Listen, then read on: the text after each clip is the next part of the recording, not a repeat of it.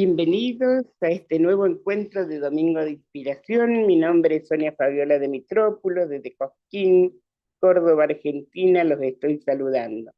Es una alegría encontrarnos nuevamente en este espacio compartido. Quiero recordarles a quienes están en sala que tienen el botón de interpretación para elegir el idioma. Bueno, este mes nos invita a mirar un tema más humano, la duda como algo que puede mostrarnos el camino. Creo que todos en algún momento hemos dudado de nosotros, de nuestras capacidades, de si estamos listos, si podemos confiar.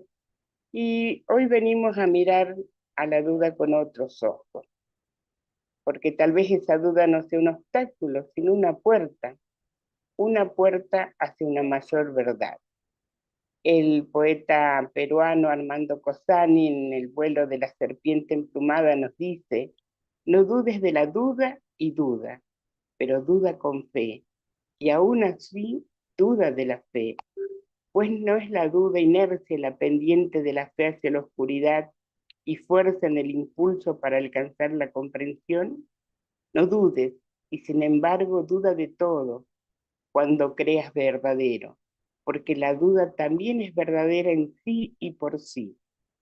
Dudando de la duda y dudando con fe y de la fe, verás lo ilusorio de la duda y la fe derrumbarse a tus pies y alzarse majestuoso ante tus ojos la duda hecha verdad. Bueno, nos propone una mirada más ampliada este poema, ¿no?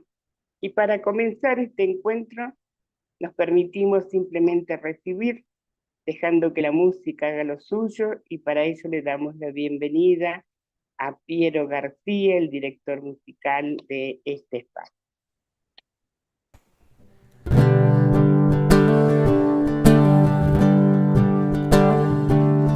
Hay luz en la conciencia y en el alma, esperando a ser el faro inspirador que guíe el corazón de muchos otros. Ser un líder que proyecte su valor. Te invito a ser la luz que inspire a otros, a transformar a tu vida y sentir paz. Recorreremos juntos el camino. Sé bienvenido a la amada comunidad. Vinimos para construir un mundo con los planos del espíritu creador, y cada día vamos buscando la excelencia, basando nuestra vida en el amor. Te invito a ser la luz que inspire a otros, a transformar a tu vida y sentir paz. Recorreremos juntos el camino. Sé bienvenido a la amada comunidad. Benditas energías nos arropan, nos protegen, nos influyen de valor, nos muestran el poder inexorable que emana de la humana comunión. Te invito a ser la luz que inspire a otros, a transformar a tu vida y sentir paz. Recorreremos juntos el camino. Sé bienvenido a la amada comunidad. Sé bienvenido a la amada comunidad. Sé bienvenido a la amada comunidad.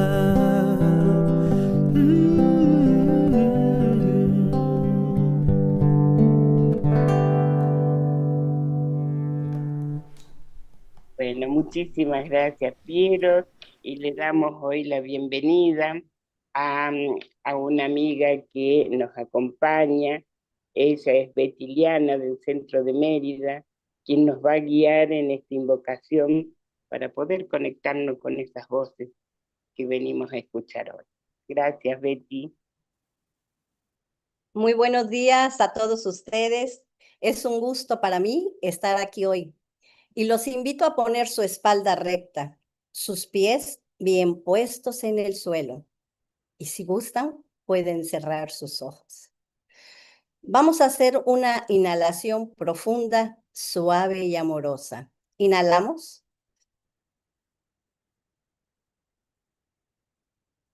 Exhalamos. Una vez más, inhalamos.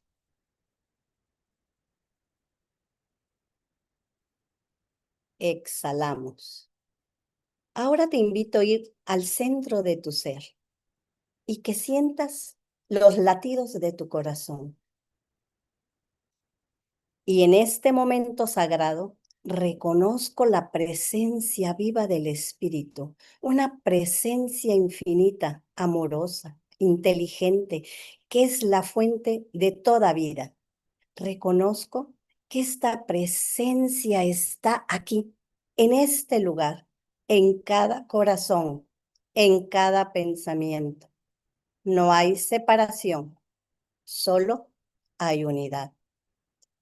Y hoy nos reunimos en esta conciencia de unidad para recordar una verdad profunda, que la vida es un flujo constante, una circulación divina que nunca se detiene. El bien no se agota, el amor no se pierde, la fuente nunca deja de dar. Nada se pierde cuando se da desde el amor. Y en esta presencia reconozco que cada uno de nosotros es un canal a través del cual la vida se expresa, a través de nuestras palabras, de nuestras acciones, de nuestra presencia. El bien se mueve, la bendición se expande. Y si en algún momento hemos sentido duda, si en algún momento hemos sentido temor al dar, al confiar, al soltar, hoy lo recibimos con ternura. No lo rechazamos, no lo juzgamos, lo colocamos suavemente en la luz de la conciencia, sabiendo que incluso esa duda puede abrirnos una confianza más profunda. Reconozco ahora que dar desde el amor no disminuye la vida, la expande. Céntrate en tu corazón y siente el amor. Y desde donde estés en este momento, envía ese amor hacia toda la vida, en todas partes. Hazlo ahora. Deja que ese amor regrese a ti. Ánclalo en tu corazón. Que cada acto de generosidad, que cada gesto de bondad, que cada palabra que sostiene, entre en la circulación sagrada del bien. Y afirmo que para todos nosotros somos sostenidos por la vida, somos guiados por la sabiduría, somos canales del amor.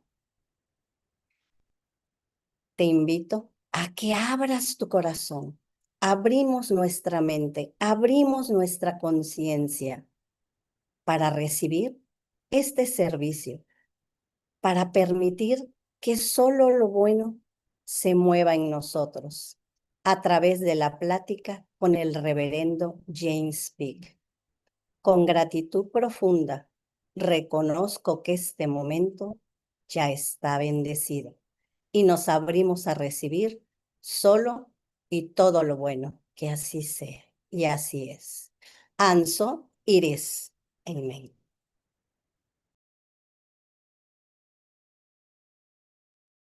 Bueno, tal como dijo, gracias Betty, tal como dijiste, le damos la bienvenida al reverendo James Peak, director del área de tecnología de la oficina central de CSL. Él nos va a acompañar en esta exploración. Bienvenido, ¿cómo está?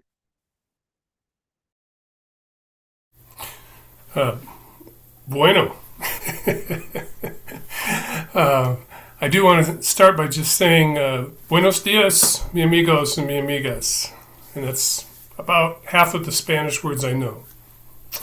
So I will share a few thoughts I have this morning on this idea of divine doubt in and around the idea of abundance. And as we know, abundance in this life comes in many forms. There's everything we see, the planets, the galaxy, the universe, and of course us as humans. Human form, there's an abundance of humans on the planet, and life can certainly bring great riches and great abundance in and through and as our lives. I'm sure we've all experienced an abundance of love and certainly connection, a community here, for example, a community in Chapala at the conference every year. And for some of us, financial abundance. I'm sure most of us do recognize all the ways that abundance can show up. But one thing I've noticed is that when someone is not experiencing financial abundance, often they'll say, well, I'm abundant in other ways, which, from my perspective, is really just a rationalization. And I think it's covering maybe some of that divine doubt. It's covering up a false belief around money and financial good. So it's not wrong in and of itself to recognize the other abundance in our lives. But when we're making up a story around our finances, if we're experiencing lack, it's almost a form of spiritual bypass. And so the question becomes, well, why would that happen? What's going on? Because we know the spiritual principles. We know that life is abundant in many ways, but yet, for some reason, for some folks, money seems to be an issue. So there must be something going on. And we know that life is about our internal thoughts and beliefs impressing on the law, which then shows up in our life. It can show up as relationships, it can show up as abundant opportunities, abundant love, and it can show up as abundant finances. You know, from my experience, what I've noticed is when folks are having some challenges or they're unsure about their finances, often it's really about their consciousness. And so what I thought we'd do this morning is take a walk through the 4 aspects of consciousness, specifically looking at the idea of financial good, financial abundance, and what's going on. And so, of course, the first state or first aspect of consciousness is the to me idea around life, that I have no control, that I'm a victim, and that life is just really hard. And around money, this shows up as life is very unpredictable, my finances are out of control. My external conditions tend to determine my experience. So if I just got fired, my life's a disaster. There's a core belief typically that there's not enough, that there's a limited amount of good in the world, and I'm not getting my part. Money is hard to get. I'm just not good with money. My parents didn't know how to make money, so why should I? And our decisions tend to be driven by fear, anxiety, and often we can get into a comparison where I'm comparing myself to someone else. And a lot of my financial decisions tend to be driven by survival instincts. And what I mean by that is maybe I want to avoid it, I don't want to look at it because I get stressed about it. Or the opposite. Sometimes I want to control too much. I get in there and I've got to know every day exactly what's going on. And our thinking can become very short term because, again, we're in this mode where we don't feel like we have much control. And it can be very challenging, so the thinking becomes short term. For example, I'll take on some debt now to buy something I want or to pay a bill, and I'll worry about it later. But I need to survive today. And as we know, at some point this becomes an old story. For those of us that find spiritual community, that find the teaching, the science of mind, we start to see that no, we really aren't a victim in life. It's our own thoughts, it's our own thinking, it's our beliefs, and ultimately our knowing that really drives the bus of our life, including our finances. Now, the interesting thing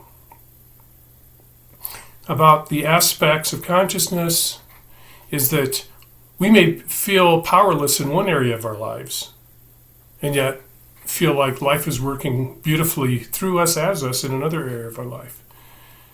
And so as we continue looking at this financial abundance dance, we move from the to me to the by me. So maybe folks, we find spiritual community, we understand there's a law, we understand we're truly not powerless. And so we come into the idea that I'm the creator of my financial experience. I'm aware of spiritual law. It's a law that I can use it, as Holmes said. I begin to have intentional thinking, affirmations, visioning, and it's really a faith in God. Now at this level, there's still a belief in separation, because there's me here and God out there somewhere. But I have a faith in God. A faith that my life will work out, that I, by using the law and making better decisions, can start to change my financial good. I start to shift my financial planning to more empowered choices, such as budgeting, investing, and conscious giving. Now, there is a catch in conscious giving, because it can be a bridge back to the victimhood belief. If I'm not giving from love, if I'm giving from obligation, or I have to, or if I'm giving thinking I'm going to get something out of it, but I'm kind of fearful around it, it can lead us backwards. So when we're giving, we want to really be in the recognition of the law of circulation, that we are participating in the law of circulation. It's not a karma thing. It's not a I'm good, I'm going to give and I'll get something. It's just we're allowing ourselves to be in circulation of the whole. And naturally, as we're in the circulation, good will flow into our lives. But we don't want to put up the wall and stop the good. We want to allow it to flow. Now, this doesn't mean that we just spend whatever we want, whenever we want, and we're not good stewards, but we're also not blocking the good. And there is a trap in this aspect, this level 2 aspect, where we start to over-identify with the control. Because we understand I can use the law, I can create, but we're still feeling it's kind of on us. And so if I just do it right, I'll get what I want. But there can be little subtle anxieties around the outcomes, be attached to an outcome. If something doesn't exactly come out the way we want it, we can start to have negative ideas and thoughts. We can be too detailed into our outlining. It must look like this. So as opposed to treating for the abundance, knowing that all of our financial good is in and through and as our lives, and feeling what that's like, we start to outline, I must get this much on this day and this much, and that outlining isn't really allowing for that flow to occur. Now, from this aspect 2, this idea that I can control and make life happen, At some point for many, it gets to be a little tiring. And that's when the shift starts to occur.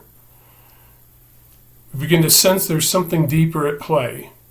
And some of the things we're treating for starts to shift.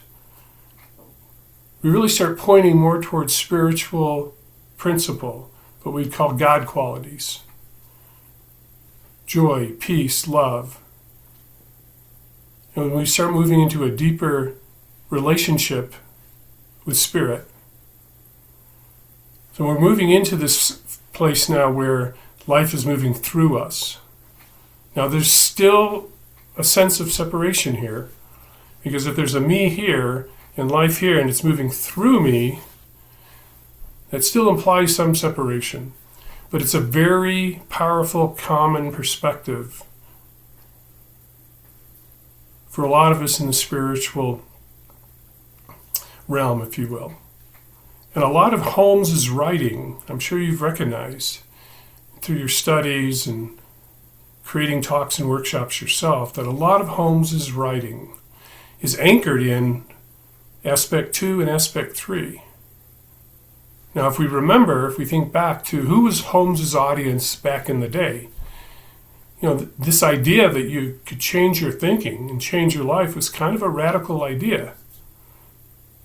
There were a few other teachers in the world speaking to this idea, but it was still pretty radical. And so it's natural that a lot of Holmes's writing would be helping people come up out of a limited belief into an empowered belief, and then moving into eventually the idea that I'm a vessel, that God works through me. And when we're in this place, we tend to be more aligned with Spirit. We're allowing the flow. We're instruments, if you will, of a greater intelligence. We're very steeped in this law of circulation now because we're allowing all of life to flow. Really come to the understanding that money is just another form of energy. It's not out here in some unique thing that we have to treat money different than we treat everything else in life.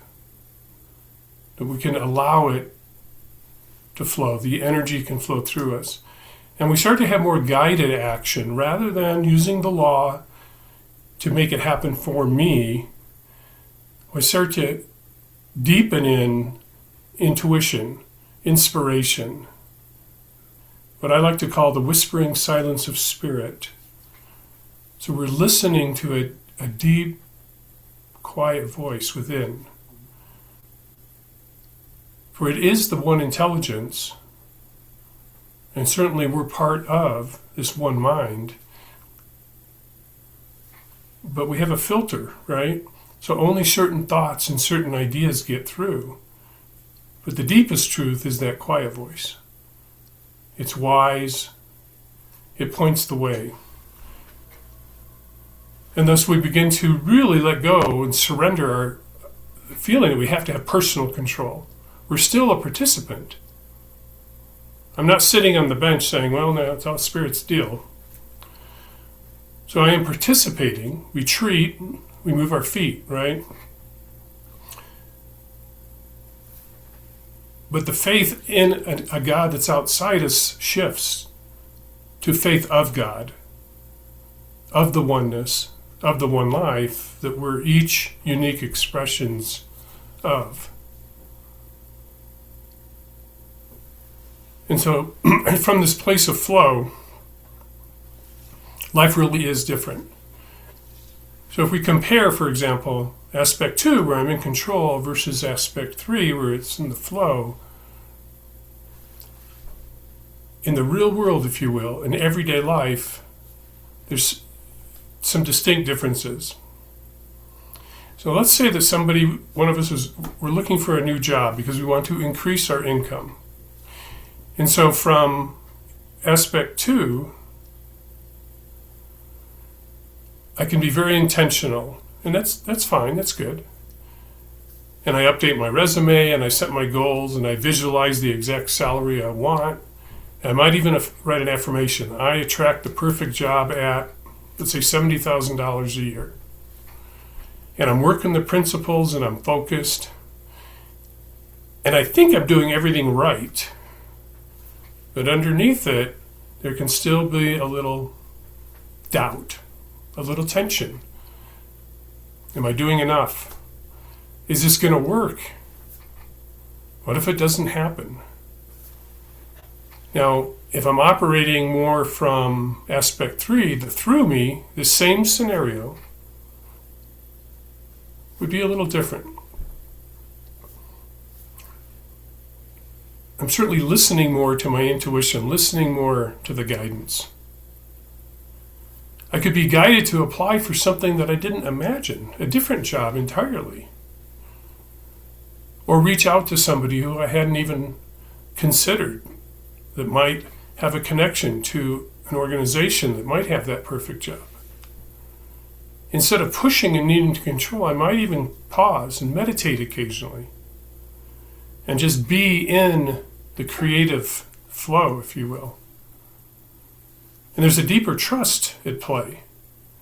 Knowing that something is unfolding through me, I may not see it yet, but I affirm and know the truth. I know how life works. So the action is still there, but the strain and the worry is gone. It's less about making it happen and more about letting it emerge. So I allow it to happen. So in one state, I'm trying to create my good. In the other, I'm allowing good to create as me and guide me, if you will. And that's how it really plays out. Now, of course, the truth of life is that we're all it all the time, right? As I've said many times, either there's oneness or there's not. You can't have a piece of oneness.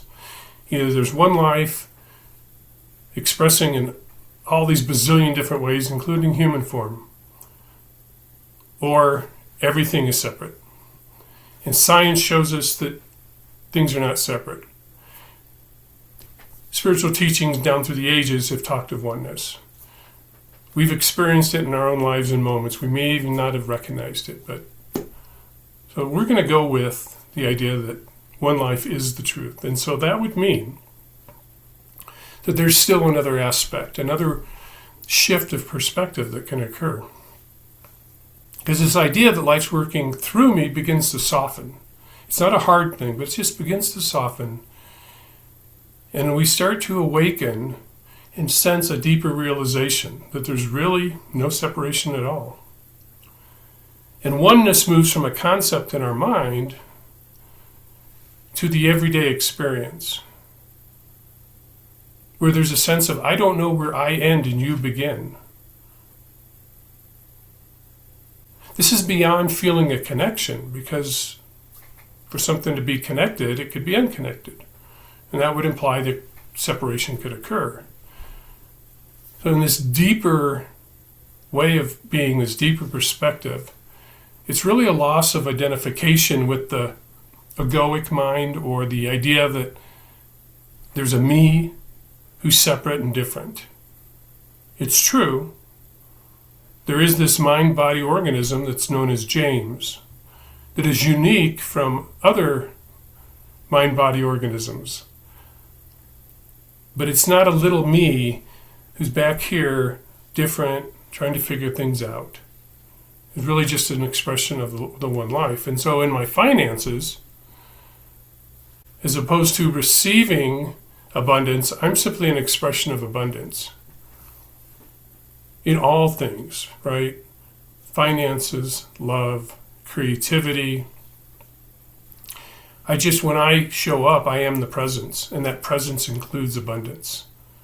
There's no separation between source and self.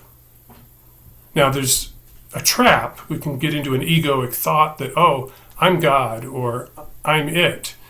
Well, that has certainly created a separation again.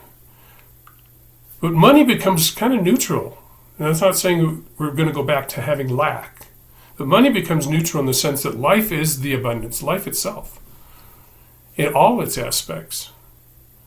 So money becomes a symbol and a tool, not the source of my good. I recognize that the source of what's expressing in life is life. And I can kind of let go of fear and grasping for things to change. I live in a deep, it's even beyond faith, a deep knowing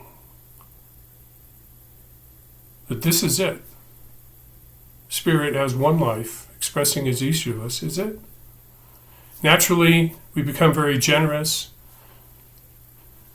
It's a deep peace that comes with it too.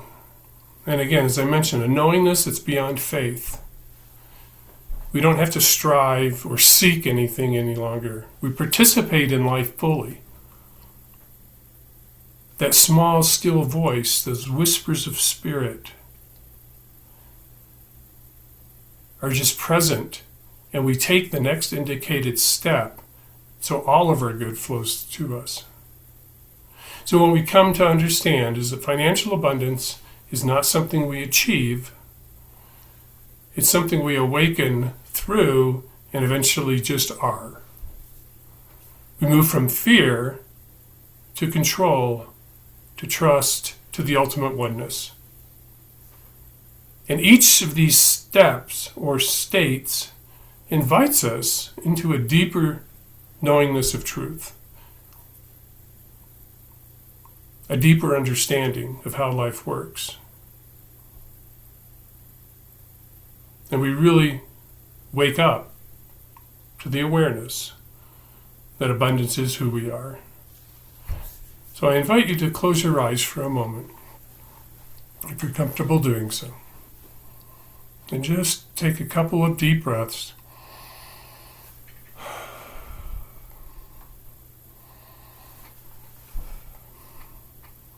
And just allowing all the words and any emotions or feelings to drift into the background.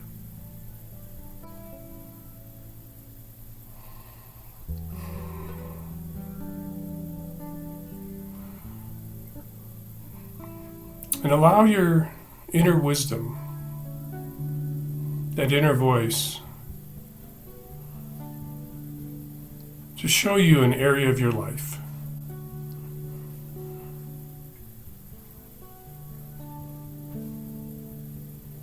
where your financial good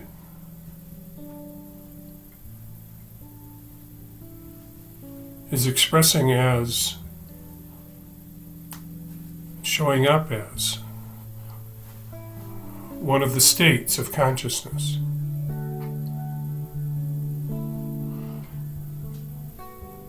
Is there a perception of lack, a perception of powerlessness, or perhaps the perspective of control, direction, using the law? Or perhaps it's the idea that spirit life flows through me, and that includes finances.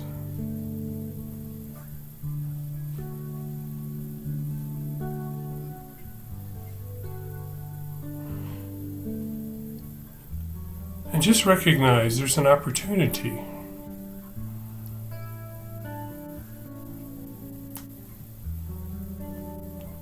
to shift to a greater consciousness, a deeper truth.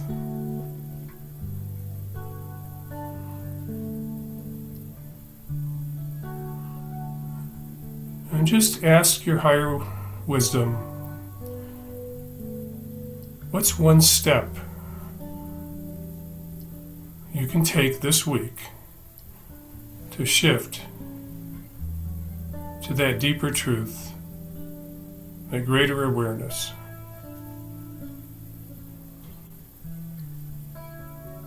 Whereby all the abundant good that life is, that spirit is, that God is in, through, and ultimately as your life.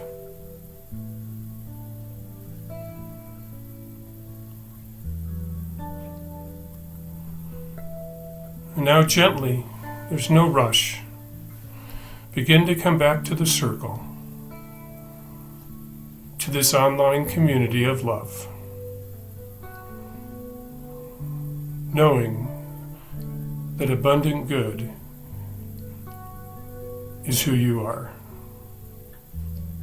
So it is.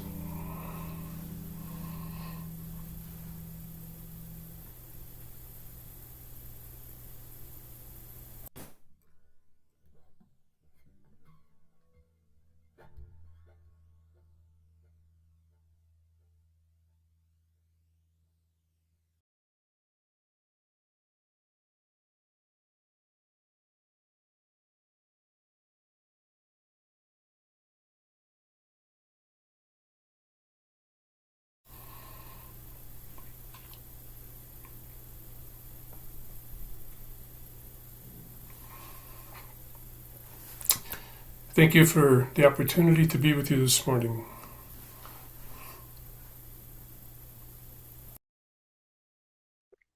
Muchísimas gracias por esta plática tan clara, tan profunda, por esta experiencia de meditación que nos has regalado. Hoy nos invitaste a recordar algo esencial, que la vida es mucho más amplia y que nuestra experiencia no se define en una sola área. Este recorrido por los distintos aspectos de la conciencia nos recuerda la relación que mantenemos con el espíritu y también que no hay que luchar sino despertar a la abundancia. Gracias por traernos esta mirada tan integradora, tan práctica y tan amorosa. Bueno, ahora nos disponemos a escuchar los anuncios y las propuestas que tiene nuestra comunidad.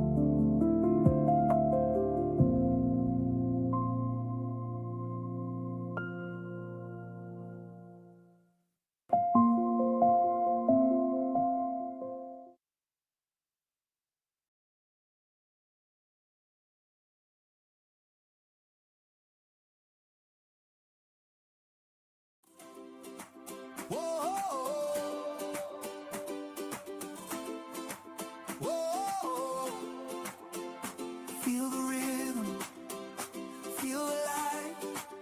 Chapalacos, hearts unite. From the north to the southern sea, different faces, one destiny.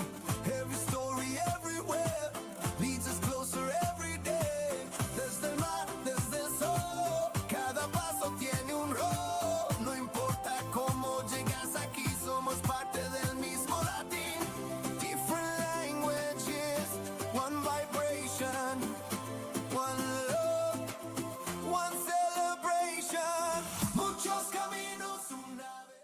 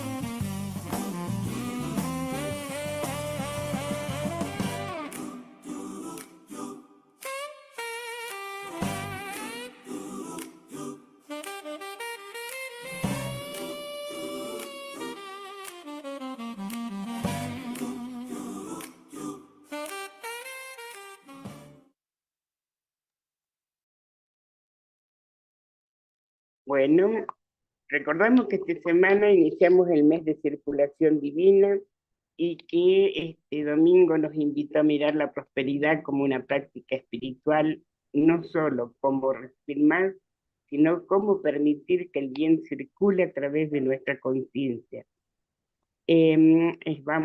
Volvemos a la música, con esta escucha como si cada nota nos recordara que la vida no se detiene, que el bien sigue circulando aun cuando duda. Acá le damos la bienvenida nuevamente a Pierde. Gracias.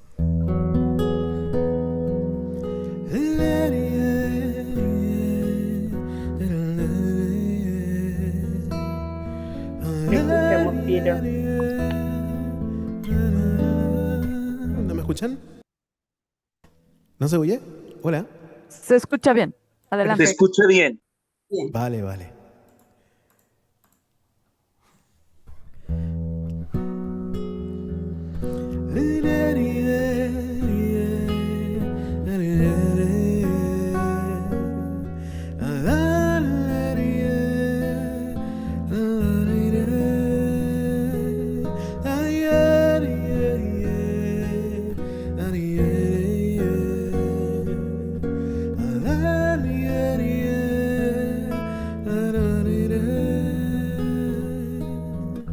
Cuando ya se me olvide, habré olvidado, viviré adormecido, liberado. No ansiaré una respuesta, pues no habré preguntado. No habré de perdonar, me habré ofendido. Extrañaré la rumia de mis sueños y la dulce molienda y la esperanza. Ese constante hacer un alguien de algo, ese afán de castillos en el aire. Extrañaré la rumia de mi sueño y la dulce molienda y la esperanza. Ese constante ser un alguien de algo, ese afán de castillos en el aire, ese arar en el mar de los ensueños, ese eterno soñar, mi adolescencia.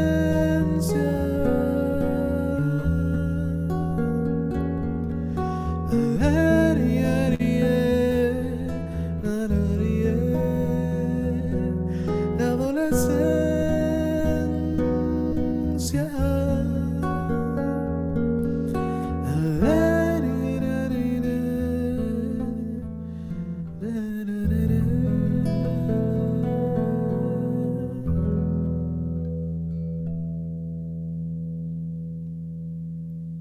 Bonito, Piero, qué bonito despedirnos, ¿no?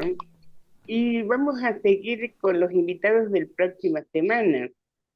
El próximo domingo continuaremos este camino, profundizando juntos en este tema que hemos iniciado y su poder transformador.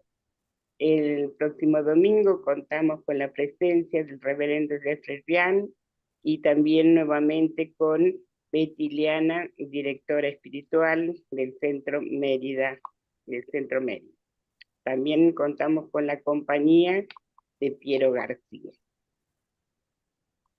Bueno, para ir despidiéndonos ya, voy a invitarla a Betty que por favor nos cierre con la bendición, como un recordatorio suave que no estamos solos, que la vida sostiene y que el bien sigue en movimiento. Betty, por favor. Claro que sí. Pues nuevamente te pido que pongas tu espalda recta, tus manos sobre tu regazo. Si gustas, cierra tus ojos y hacemos una respiración profunda, suave y amorosa. Inhalamos. exhalamos. Una vez más, inhalamos y exhalamos. Y en este momento de cierre, reconozco nuevamente la presencia, esa vida infinita que nunca se detiene, que siempre está dando, que siempre está circulando. Agradezco profundamente por cada palabra recibida por el reverendo James Peak, por cada apertura del corazón, por cada toma de conciencia. Bendigo a todas las personas que están aquí presentes y afirmo que el bien que hoy se ha sembrado ya está en movimiento, que la paz se establece en cada mente, en la confianza que crece en tu corazón y que la certeza espiritual se despierta suavemente. Reconozco que nada de lo que damos desde el amor se pierde, porque el amor pertenece a la vida misma. Y todo lo que damos regresa multiplicado en formas perfectas. Tal vez no siempre como lo esperamos, pero siempre como una bendición. Afirmo que cada uno de nosotros sale de este lugar con una nueva conciencia, con una conciencia de abundancia, de confianza, de apertura, sabiendo que podemos dar sin miedo, porque la fuente es infinita. Que esta semana cada uno encuentre formas simples y amorosas de dar. Puedes dar una palabra, una sonrisa, una ayuda o tu presencia. Y en cada acto, reconoce que somos parte de la circulación divina del bien. Bendigo este camino, bendigo esta comunidad, bendigo la vida que se expresa como cada uno. Y a todos y a todas las que hacen posible este servicio, muchas gracias por su dar desde el amor. Con gratitud libero mi palabra, sabiendo que esto ya es un hecho en la mente universal. Suelto y libero. Y así es. And so it is. Amén.